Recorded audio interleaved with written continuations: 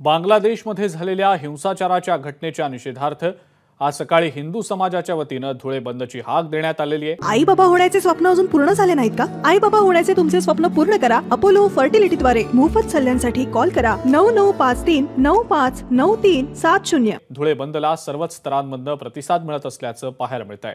इथला याच संदर्भातला आढावा आमचे प्रतिनिधी धनंजय दीक्षित यांनी घेतला, आपण पाहूया। बांगलादेशमध्ये झालेल्या हिंसाचाराच्या घटनेच्या निषेधार्थ आज धुळे बंदची हाक सकल हिंदू समाजाच्या वतीने देण्यात आली आहे आणि या बंदला उत्स्फूर्त प्रतिसाद लाभत असल्याचं चित्र पाहायला मिळत आहे। कडेकोट पोलीस बंदोबस्त जो आहे तो या ठिकाणी तैनात करण्यात आलेला आहे आणि शहराच्या विविध भागातील व्यापाऱ्यांनी दुकानं जी आहेत ती आपली बंद ठेवली आहेत। सध्या मी शहरातील पाचकंदील भागात आहे आणि या ठिकाणी मोठ्या प्रमाणावरती व्यापाऱ्यांची दुकानं जी आहेत ती सकाळपासून उघडलेली असतात। नागरिकांची गर्दी मोठ्या प्रमाणात या ठिकाणी पाहायला मिळत असते।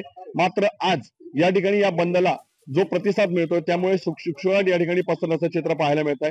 पोलीस प्रशासनाच्या वतीने कायदा सुव्यवस्थेच्या दृष्टीने देखील बंदोबस्त जो आहे तो तैनात करण्यात आलेला आहे आणि एकंदरीतच नाशिक असेल किंवा जळगाव असेल या ठिकाणी झालेल्या घटनांच्या पार्श्वभूमीवरती खबरदारीचा उपाय म्हणून पोलीस प्रशासनाच्या वतीने खबरदारी घेण्यात येत असल्याचं चित्र पाहायला मिळत आहे। या बंदला उत्स्फूर्त प्रतिसाद मिळतोय।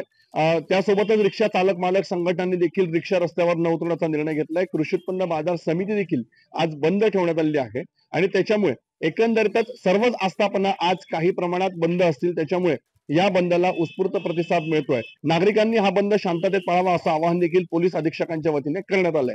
धनंजय दीक्षित, एबीपी माझा, धुळे। एबीपी माझा, उघडा डोळे बघा नीट।